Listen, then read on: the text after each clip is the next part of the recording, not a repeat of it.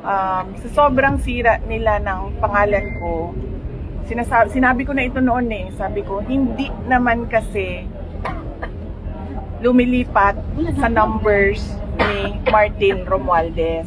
Kasi nga, sinabi ko nga din noon na kapag hindi ako tumakbong presidente, hindi pupunta yung boto ko kay Martin Romualdez, pupunta siya sa ibang kandidato.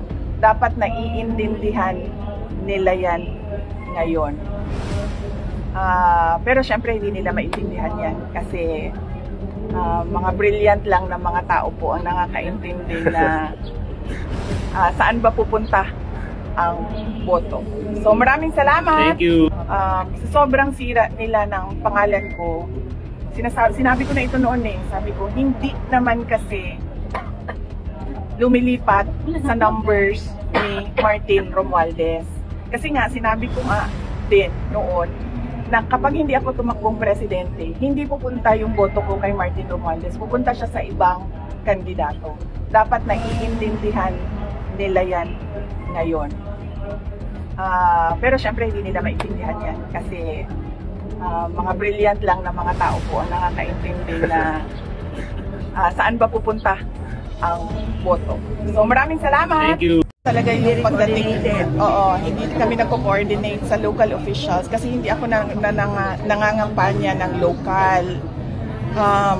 Tulad ngayon, meron palang baccalaureate mass nandito si Mayor Mix Durano ng Danau City. Nagkita kami. So, nag-invite siya ng breakfast. So, sabi ko, puntahan ko lang siya mamaya. Hindi siya, kasi hindi ako nangangampanya ng local, kaya hindi kami nagko-coordinate sa locals sa aking pag-ikot. Dumidiretso kami sa tao kasi ang kampanya ko naman ay pasasalamat at para sa mga 10 senador. Anong daily ni sir before you left the Hague? Anong daily PRRD? Yun pa rin. Paulit-ulit. Araw-araw niya sinasabi. Nagpaalam na ako na uuwi na ako at sabi niya sa akin, umuwi ka na. So parang inulit lang niya yung sinabi ko na uwi na ako dahil kailangan ko na mangampanya according to sa napag-usapan natin. At yun ang sinabi niya, umuwi ka na. Thank you. Kunin ko na yung mensahe mo sa pagkamatay ng national artist na si Nora Aunor at saka sa Santo Papa. Ano mensahe na? Yes, opo. Nag-release po kami ng statement sa pagkamatay ng ating pinakamamahal na Pope Francis. At maalala natin siya na inilapit niya ang Diyos sa mga tao, lalong-lalo na sa mga may sakit, sa mga the dying, the sick, the dying, and the poor and the oppressed. Yun yung legacy ni Pope at ipagdasal natin ang kanyang kaluluwa.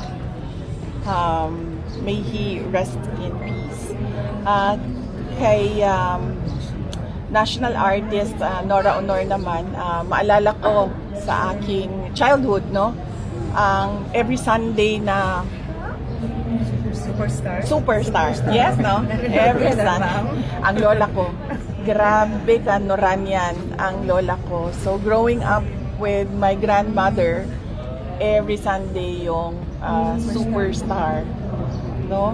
Noong 1980s, 1990s, no? So, yun yung maalala ko kay Nora Aunor dahil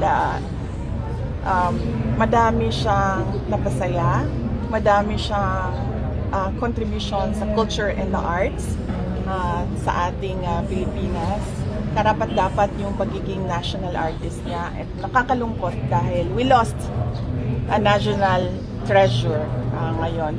Parang somehow we lost a national treasure na si Pangulong Duterte, we lost Nora Aunor, another national treasure. So medyo malungkot ang mga araw at mga linggo, mga buwan natin dito sa Pilipinas. And we pray that the soul of Nora Aunor rests in peace with the Lord.